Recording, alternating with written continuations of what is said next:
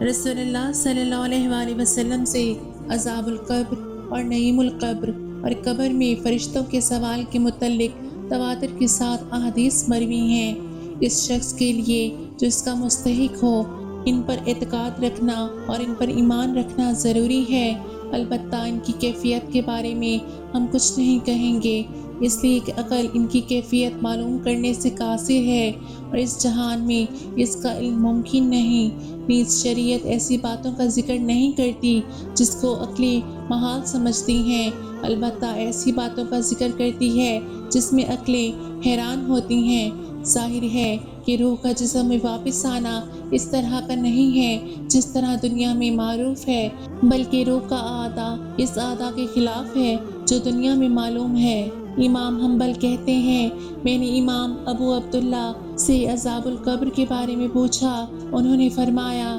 عذاب القبر کے بارے میں احادیث صحیحہ موجود ہیں جن پر ہمارا ایمان ہے اور جن پر ہم ثابت قدم ہیں۔ جب بھی نبی صلی اللہ علیہ وآلہ وسلم سے اسناد جید کے ساتھ احادیث ہم تک پہنچیں گی ان پر ایمان رکھنا ضروری ہے، کیونکہ اگر ہم ایسی احادیث کو ٹھکرا دیں گے تو گویا اللہ تعالیٰ کے حکم کو ٹھکرا دیں گے، کیونکہ اللہ تعالیٰ کا ارشاد ہے، رسول اللہ صلی اللہ علیہ وآلہ وسلم تمہیں جو کچھ دیں اسے لے لو۔ میں نے عرض کیا کہ کیا عذاب القبر حق ہے؟ انہوں نے فرمایا جی ہاں حق ہے، وہ قبروں میں عذاب دیے جاتے ہیں، اور میں نے امام احمد حنبل رحمۃ اللہ علیہ کو فرماتے ہوئے سنا کہ ہم عذاب القبر پر اور منکر نکیر پر ایمان رکھتے ہیں، اور اس بات پر بھی کہ بندہ سے قبر میں سوال کیا جاتا ہے۔ اللہ تعالیٰ ایمان والوں کو قول ثابت کے ذریعے دنیا کی زندگی میں اور آخرت میں ثابت قدم رکھتا ہے۔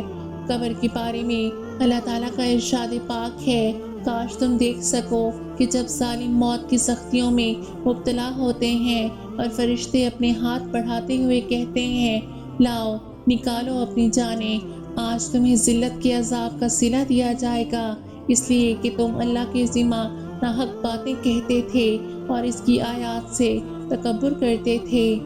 ایک دوسرے مقام پر اس بات کی مزید وضاحت کی گئی ہے، کاش تم دیکھ سکتے کہ جب فرشتے ان لوگوں کی روحیں قبض کرتے ہیں جنہوں نے کفر کیا ہے تو وہ ان کے چہروں اور پیٹھوں پر مارتے ہیں اور کہتے ہیں اب چکھو آگ کے عذاب کا مزہ۔